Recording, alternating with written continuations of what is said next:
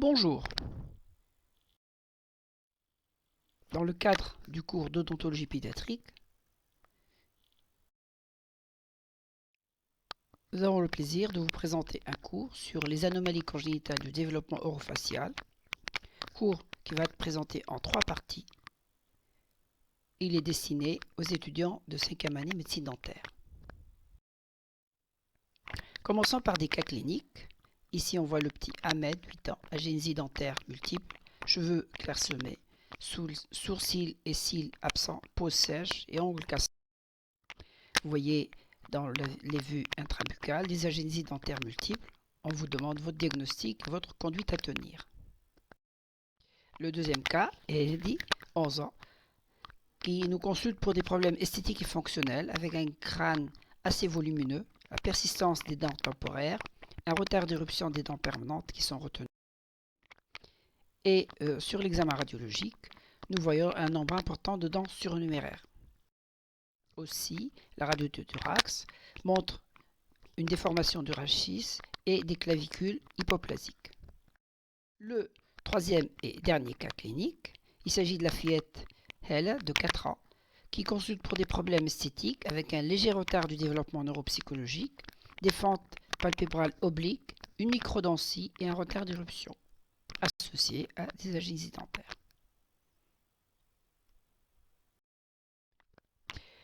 Alors, à l'issue de ce cours, et selon les objectifs éducatifs, vous allez être capable de dépister les syndromes orofaciaux les plus fréquents, évoquer un diagnostic, identifier les précautions nécessaires à leur prise en charge et, enfin, connaître les moyens de leur prévention. Pour ce faire, nous allons suivre le plan du cours suivant, une introduction, des généralités dans le premier chapitre. Nous allons évoquer ensuite les étiologies générales avec les facteurs extrinsèques et les facteurs intrinsèques, aussi les facteurs prédisposants.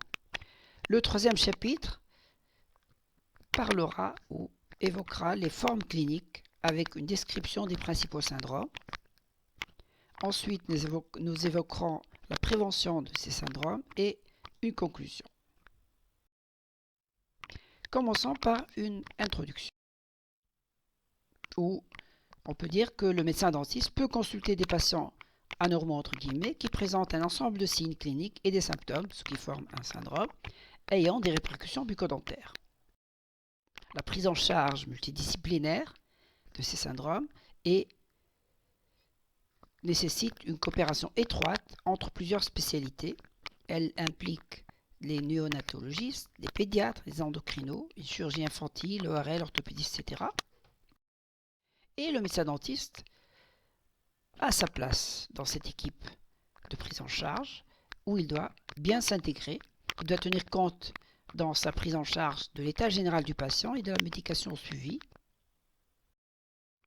Il doit avoir aussi une certaine connaissance sur ces syndromes qui ne sont pas toujours bien connus, sachant que sur le plan épidémiologique, ces maladies sont rares, dites orphelines, d'où un frein et un retard des recherches sur ce thème.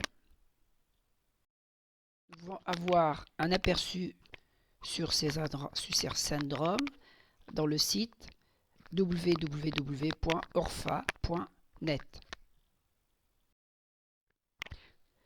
Nous allons voir maintenant les généralités. Vous voyez ici un schéma de Heigl où sont représentés tous les stades du développement intra-utérin de l'être humain. Alors, nous voyons que lors de l'embryon, la femme enceinte peut être exposée à quelques agressions. Au niveau du stade embryonnaire, cela va entraîner des grandes malformations organiques chez le nouveau-né. Alors que au niveau du stade fœtal, les agressions vont entraîner des anomalies fonctionnelles, sachant que les organes à ce stade sont déjà mis en place. Et selon le principe des perturbations les plus précoces qui vont entraîner les anomalies les plus sévères.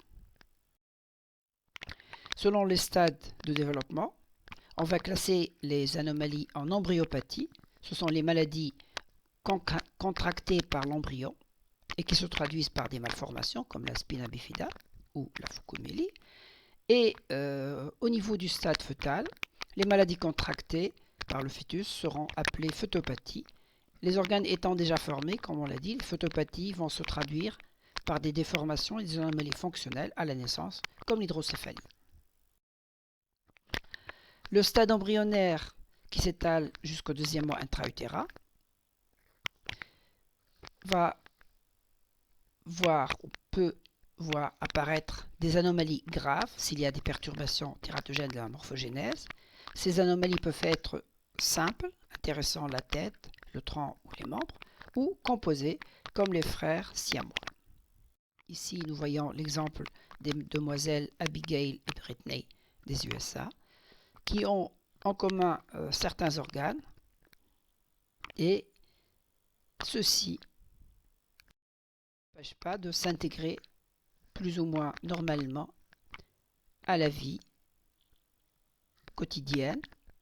Ils s'adonnent à des activités de tous les jours et ils font du sport aussi. Nous voyons aussi le cas de deux sœurs siamoises d'origine africaine. L'intervention chirurgicale pour les séparer a été réalisée en Tunisie. Voyons maintenant l'étiologie générale. Elle comprend des facteurs intrinsèques, c'est les anomalies génétiques de l'un des gamètes, c'est l'hérédité, qui constitue 2 à 3% de l'étiologie, des causes étiologiques, et les facteurs extrinsèques, des facteurs du milieu, qui vont toucher la femme enceinte lors de la grossesse, et qui constituent le plus grand lot, 97% des causes. Parmi les facteurs intrinsèques, nous avons les agents infectieux, germes, virus et parasites, tels que les Treponema pallidum pour les germes, c'est le germe de la syphilis. Son passage transplacentaire au 5e mois va entraîner des photopathies, alors que le virus de la rubéole entraîne des anomalies oculaires et cardiaques assez graves et une surdité. La toxoplasmose et le paludisme, qui sont des parasites, vont entraîner des photopathies telles que l'hydrocéphalie et la microcéphalie. À côté, nous avons les agents chimiques, essentiellement les médicaments. La thalidomide est tristement célèbre dans les années 1960, étant prescrite en tant que tranquillisant pour les femmes enceintes. Elle a entraîné des fentes, des phocomélies chez les nouveau-nés.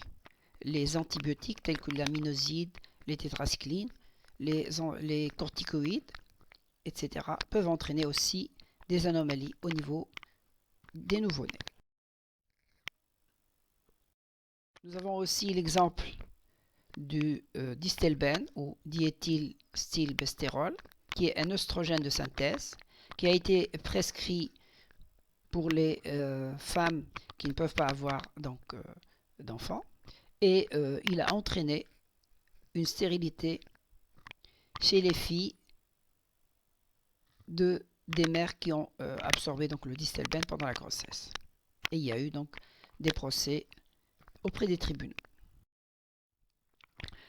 En ce qui concerne les facteurs extrinsèques, les agents physiques, radiation ionisante, exploration radiologique, radiothérapie, explosion atomique, etc. Les agents nutritionnels, tels que les carences en oxygène, en cas de circulaire du cordon, les carences en vitamine B9, l'acide folique peut entraîner des fentes, et les traumatismes lors de la grossesse. À côté des facteurs étiologiques, nous avons des facteurs prédisposants, entre autres la multiparité. Deuxièmement, la grossesse à un âge maternel ou paternel avancé, la consanguinité et l'absence de mesures publiques, notamment le suivi de la grossesse. Les formes cliniques, nous allons voir les principaux syndromes et décrire certains. Par les anomalies chromosomiques, syndrome de Turner. Ce syndrome constitue une anomalie chromosomique qui touche exclusivement les filles, avec absence de tout ou partie d'un des deux chromosomes X. Donc ils ont un karyotype X0. Sur le plan épidémiologique, la prévalence est de 0,4 pour 1000. Et pour l'incidence, elle touche une fille sur 2500 naissances. Ce syndrome est responsable de 10% des fausses couches spontanées. Les manifestations du syndrome de Turner sont celles de l'absence d'un chromosome X, c'est-à-dire un grand retard de croissance, nanisme, un problème orthopédique, luxation des hanches ou scoliose, un faciès particulier avec des fentes palpébrales à obliquité antimongoloïde, strabisme, hypoplasie et rétrognathie mandibulaire et l'absence de développement pubertaire. À côté, nous avons une hypertension artérielle précoce, une ostéoporose, des troubles métaboliques tels que diabète, des malformations cardiovasculaires et rénales. La trisomie 21 ou syndrome de Down. Affection désignée principalement sous le nom de mongolisme. Ce terme est délaissé. C'est la première aberration ou anomalie chromosomique décrite chez l'homme dans la littérature. Découverte en 1959, elle est la plus fréquente avec 2,5 pour 1000. L'incidence est de 1 sur 600 naissances chez les femmes de 30 ans et de 1 sur 50 naissances seulement chez les femmes de plus de 40 ans. Et donc on voit qu'ici que l'incidence augmente avec l'âge de la mère. On a des aberrations chromosomiques avec un élément surnuméraire, le chromosome 21, dans 97% des cas de trisomie. Et dans 3%, nous avons des translocations de ce chromosome. Le diagnostic clinique s'appuie sur des signes tels que les fentes palpébrales obliques des Mongols. Les fentes palpébrales sont obliques en haut et en dehors avec un épicanthus interne, donnant un faux aspect d'hypertaylorisme, un strabisme et une blépharite assez fréquentes. Et au niveau des iris clairs, nous pouvons voir des taches blanchâtres et ce signe est pathognomonique.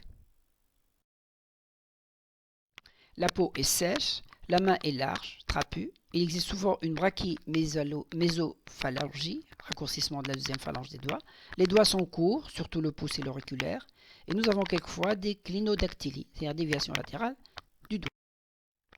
Ici, nous voyons donc le cas que nous avons vu, le cas numéro 3, au début de ce cours, c'est elle. Cette fillette donc présente une trisomie 21 avec un problème esthétique, un léger retard de développement neuropsychologique et les fentes palpébrales telles qu'on l'a décrite.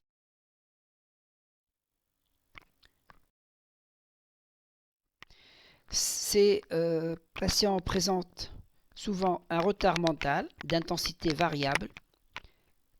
Le quotient intellectuel varie de 38 à 80. Il est fonction de différents facteurs liés à la qualité de la prise en charge, etc. Et ce retard mental est souvent associé à une anxiété et une dépression. Le pronostic vital est fonction de la présence de cardiopathie et de malformations digestives ou pas, de la sensibilité aux infections et le risque accru de leucémie qui est 20 fois plus que la population générale. Et l'amélioration de la prise en charge permet actuellement à beaucoup de ces enfants d'atteindre l'âge adulte. Le dépistage précoce se base sur l'amniosynthèse chez les femmes de plus de 40 ans, le karyotype sanguin, prélèvement de trophoblastes, échographie morphologique. Ici, nous voyons donc une échographie, des images d'échographie morphologique. Les conséquences orofaciales de ce syndrome, une microdontie, un retard d'éruption dentaire, des agénésies dentaires, pseudo-macroglossie, proalvéolée supérieure, mauvaise hygiène, gingivite et parodontite. Et certains auteurs évoquent une résistance à la carie dentaire. Merci de votre attention.